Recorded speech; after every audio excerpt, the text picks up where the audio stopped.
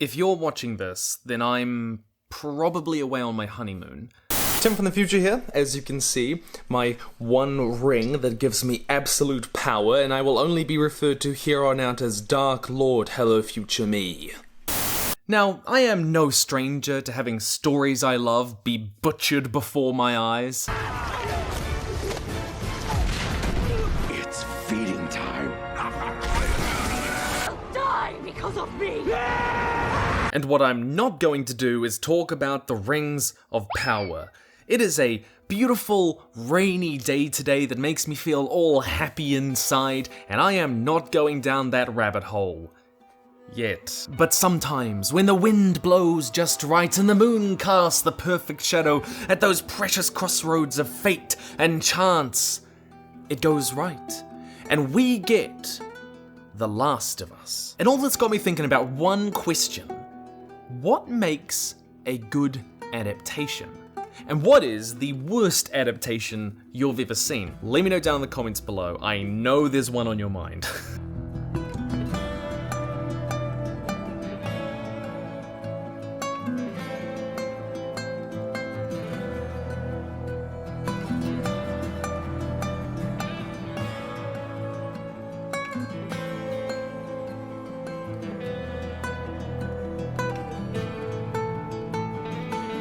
A lot of us have this knee-jerk reaction to say an adaptation is terrible because it didn't follow the book or the game or what have you. But when we say that, it's really shorthand for something deeper, right? For saying it doesn't understand what made the story special in the first place, and it certainly doesn't offer anything better. Seeing a story you love recreated faithfully in another medium is really important for a lot of people. It's really important for me because it means we get to share something we love with people who might not otherwise experience it.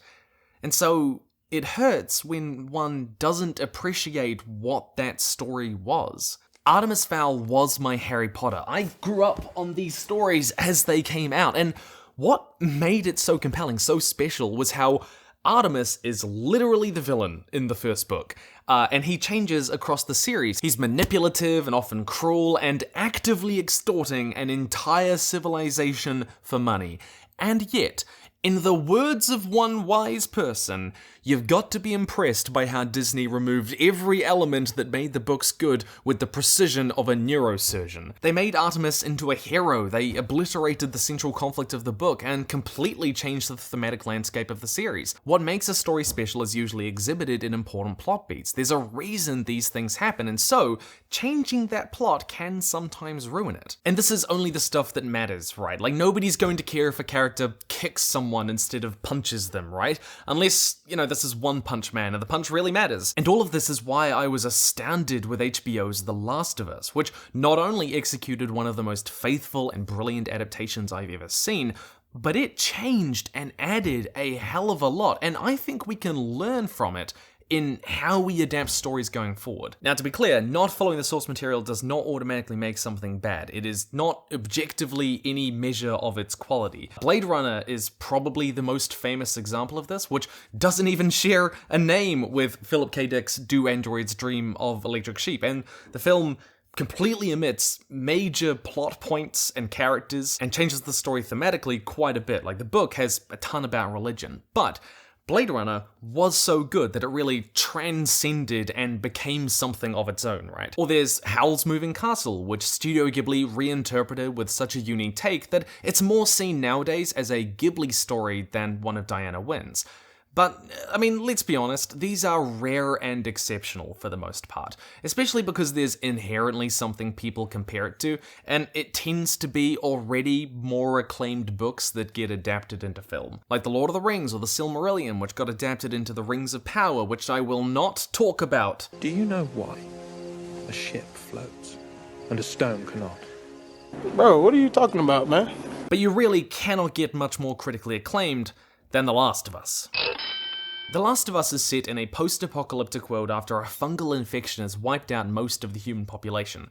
Joel, who has become ruthless and hopeless after the death of his daughter during the initial outbreak, is entrusted with taking a young girl called Ellie across the country after they discover she is immune to this virus. It's a simple story done extraordinarily well about fatherhood and family, violence and healing, and right from the very first scene, the HBO series is different. The first episode spends nearly half its time following Sarah, Joel's daughter, in the day before the outbreak reaches them.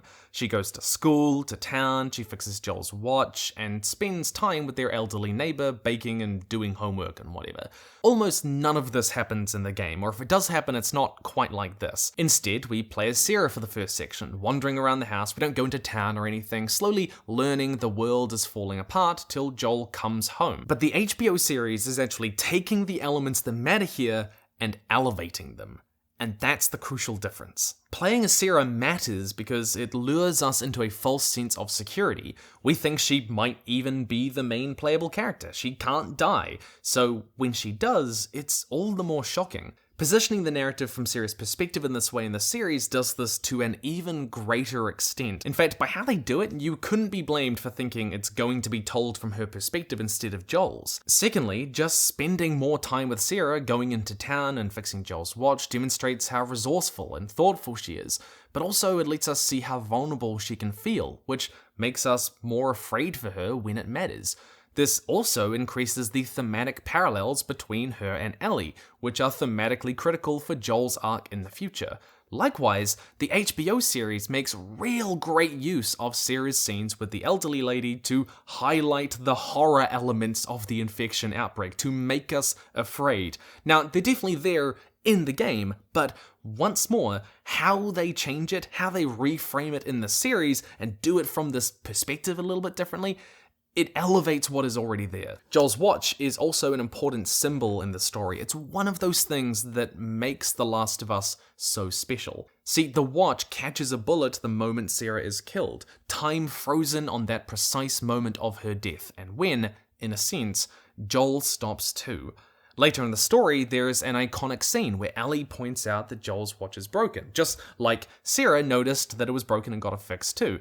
And it's shot almost identically. Spending more time paralleling these two girls makes these things work even more. I've seen some people say there's no value in doing a scene exactly the same as it was in the game, and if you want that, then go play the game, or read the book, or watch the TV series, or whatever. But an adaptation is, at least ostensibly, about bringing that story to new audiences who haven't seen that, and more importantly, bringing the parts that matter.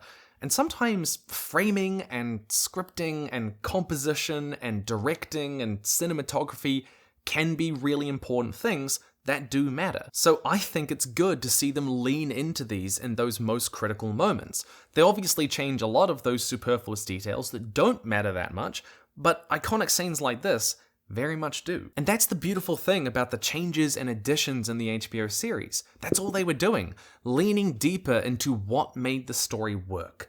The changes come from a place of deeply appreciating what that story was. Now, the biggest change was probably episode 3, which was entirely original to the HBO series. It tells a touching love story between Bill and Frank as two gay men in this post-apocalyptic world. We see their lives over the decades and their decline till they both decide to take their own lives after a long life together. Joel and Ellie are heading for them in hopes of finding supplies. Now, in the game, this relationship is implied through letters and magazines. And in fact, Bill isn't even dead when Ellie and Joel arrive on the scene. We get to meet him and talk to him. But the more important storytelling device here is how Bill operates as a symbol, how he fits into this web of characters we've been given. Bill is a warning sign to Joel about what he might become, paranoid, alone, full of anger and grief if he keeps going down the path he's on and holds on to the past. Joel letting his grief control him is a constant through line in the story. It's even the main source of tension between him and Tommy. Just because life stopped for you doesn't mean it has to stop for me. And it carries over into The Last of Us Part 2.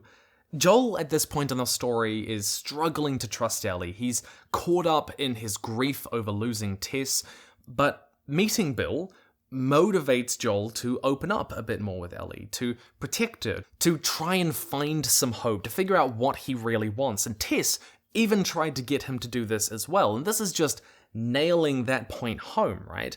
HBO took this character beat and elevated it with the letter from Bill. I used to hate this world. and I was happy when everyone died, but I was wrong, because there was one person worth saving. So that's what I did. I saved him, and I protected him. That's why a man like you and me are here.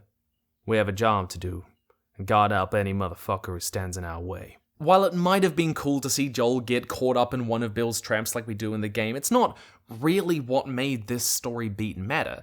And in fact, arguably, you get even more of that side of Bill's character in the show than we ever do in the game, while still being totally faithful to his character. Nick Offerman was perfectly cast. Honestly, I think he's better in the show than he is in the game. But even more than that, elevating these story beats means getting even more immersed in this world. And I watched this series with my partner, now my wife, and she turned to me after this episode and she said, I'm here now. I love this story.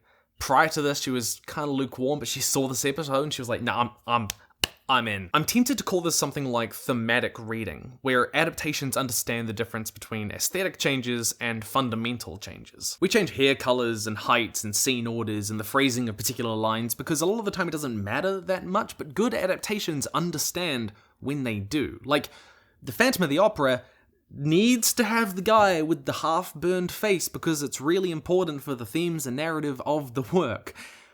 Unlike Rings of Power, which I am not going to talk about today, this approach to adaptation looks at the underlying emotional arc a story goes on and narrows in on that.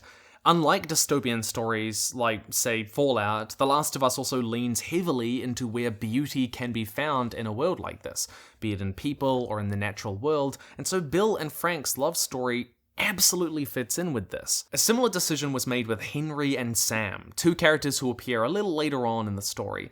Almost a whole episode is dedicated to exploring their backstory, their relationship, and it too is changed and deepened. Now, in the game, they were just fell upon by some nameless random raiders before they team up with Ellie and Joel to get through the city. But in the show, the nameless raiders aren't nameless.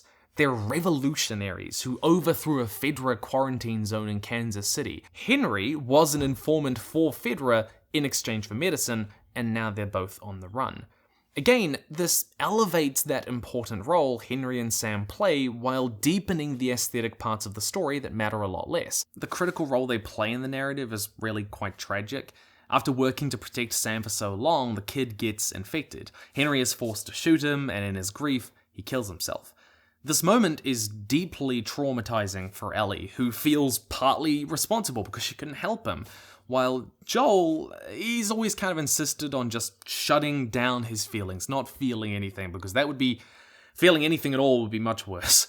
Spending time with the two of them, Henry and Sam, helps Joel see himself more as Ellie's father figure. It helps him to feel more again, to re-engage with his emotions a bit more, though he's still far away from that. In the game, he basically just tells Ellie to stop thinking about it. Don't dwell on it.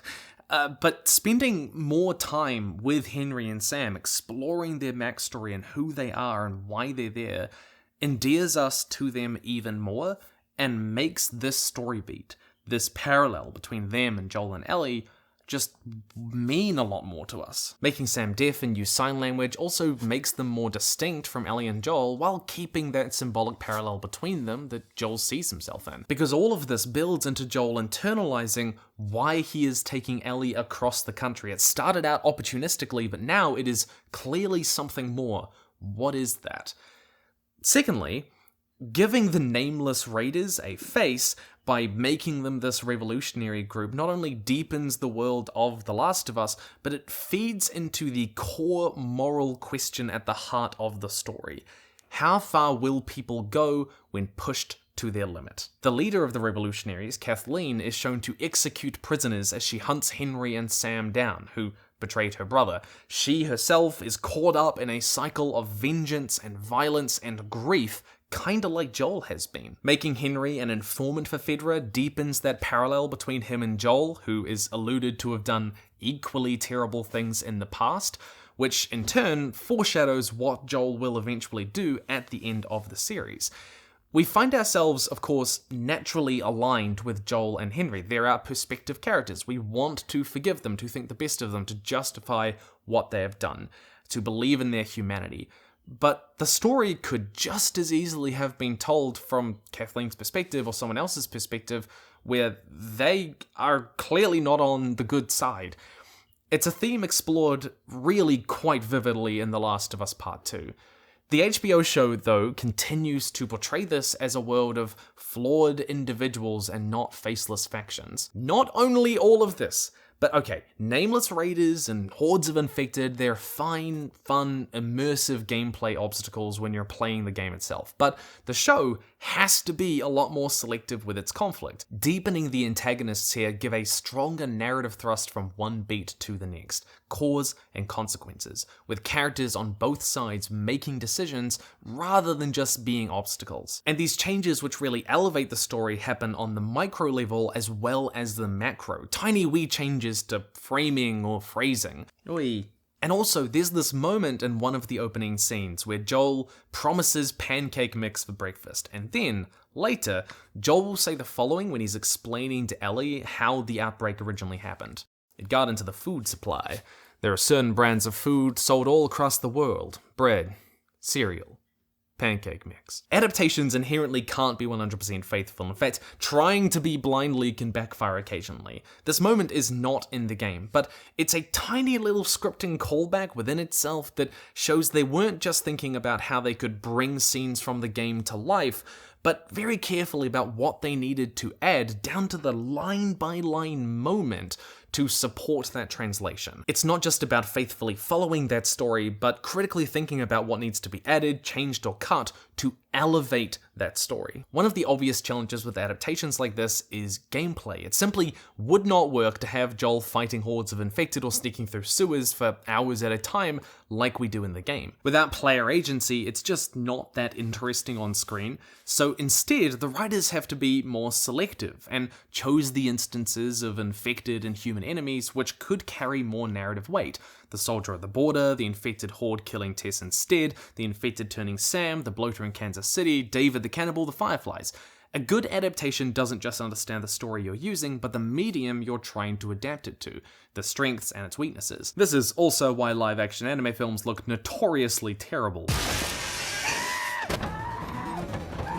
It tries to replicate a style in ways live-action is at best ill-equipped to do. And to be clear, the people saying it's a bad adaptation because it doesn't capture enough of the gameplay, I do not know what show these people watched if they were paying attention, because it absolutely does replicate gameplay, but always in really natural ways. The fight scene and stealth pacing against the clickers feels right out of the game, the way Joel has to sneak up on the sniper, as well as the way he fights the raiders in Kansas City, all of these feel absolutely taken from the gameplay, but done really flawlessly and incorporated into the combat that is already naturally there. I can only liken it to Arcane and how it managed to flawlessly replicate this kind of detail. An HBO series accounts for gameplay in other ways too. So in the game, you get to walk around the Boston QZ and observe a lot of environmental exposition, even if you're not super directly involved. Public executions, fights between Fedra and the Fireflies, the dire state of this world. And the show, instead, makes Tess and Joel more active players in this exposition. They're more involved in the events than observers.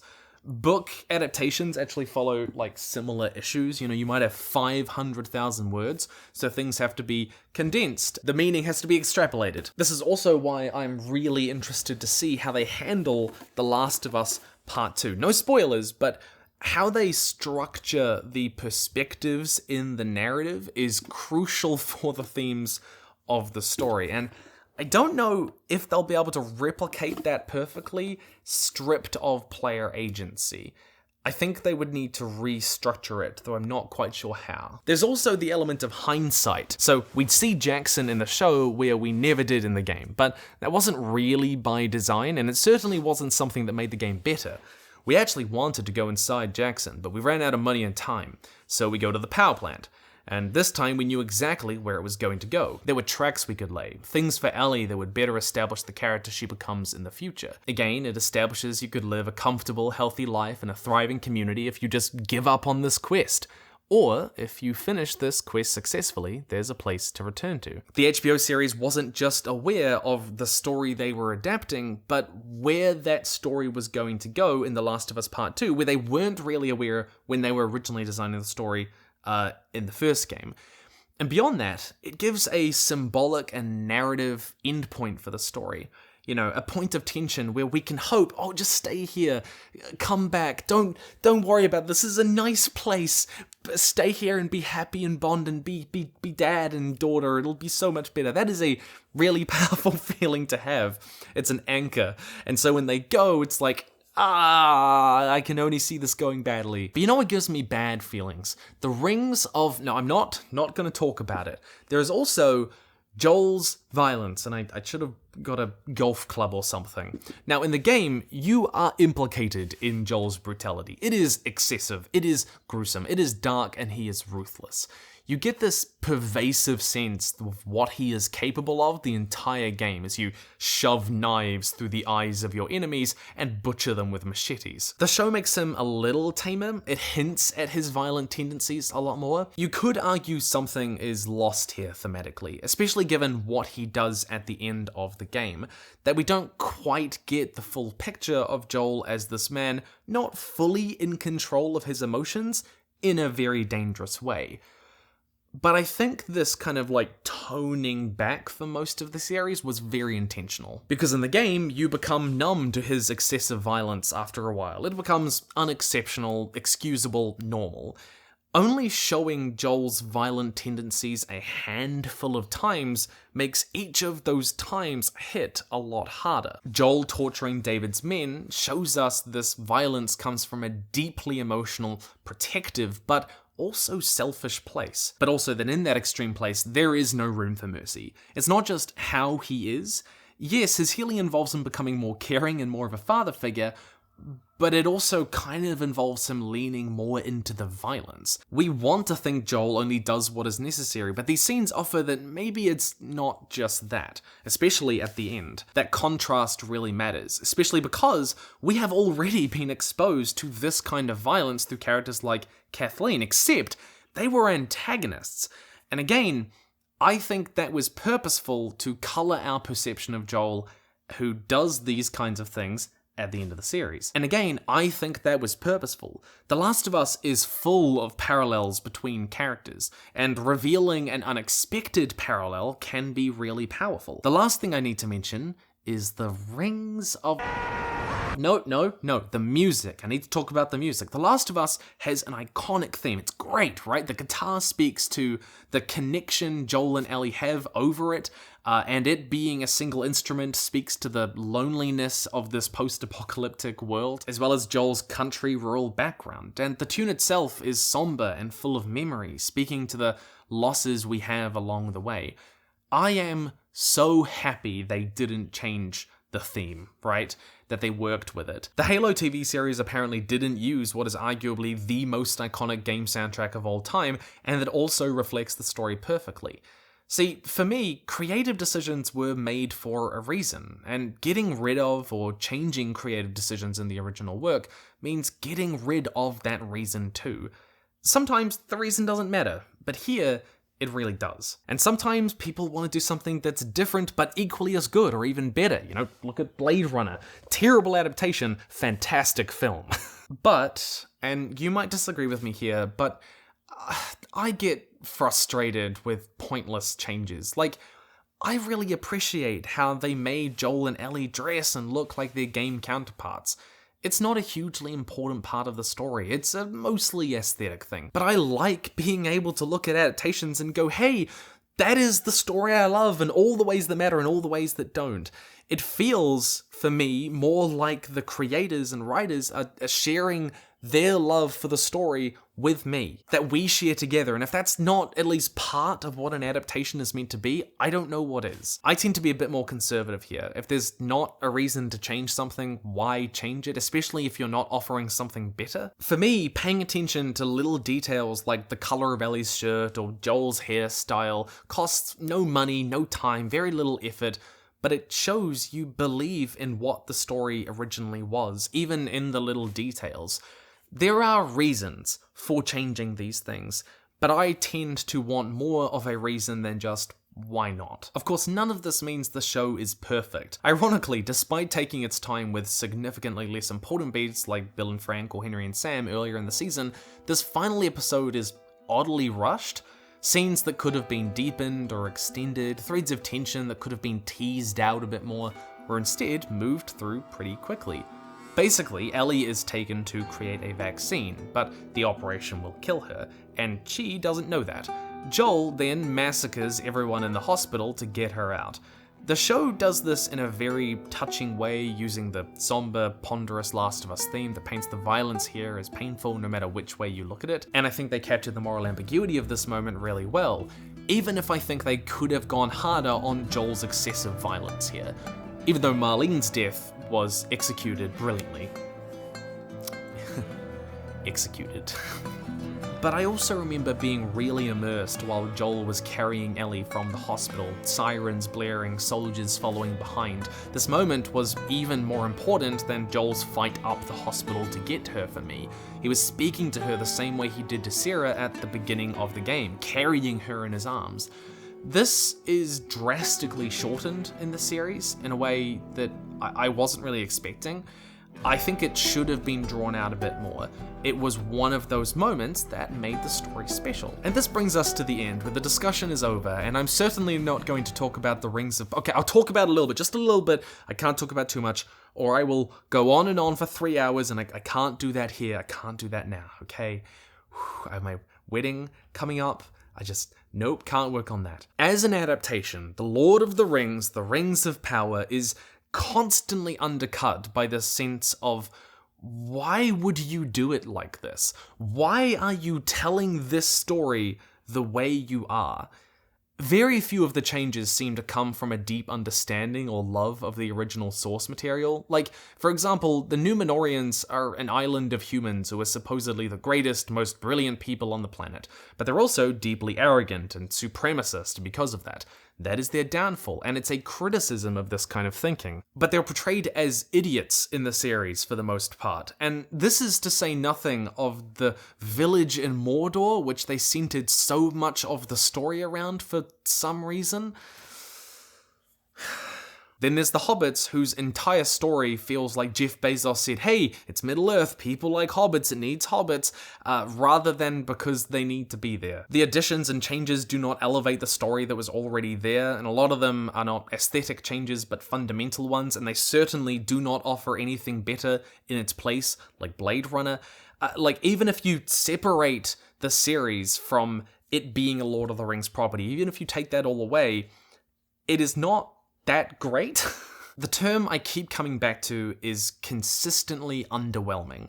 A lot of it is not actively awful the way some people have portrayed it. Some parts of it are even enjoyable, but it is remarkably mediocre and forgettable on its own. Yeah, it's not a great adaptation, but even what it left in its place is not that great either. And hey, if you want to say I'm wrong and ignorant, and The Rings of Power is actually laying the foundation for a truly Tolkienian masterpiece, and I'm just refusing to see it, go ahead. You're welcome to think that, alright? But for me, it is what it is so far, and what it is pretty underwhelming. But I said I wouldn't talk about it too much. I am zipping my lips. I'm going to focus all my energy on this wee baby here, who just wants cuddles and love. She is the best adaptation of a cat I could ask for. Isn't that right?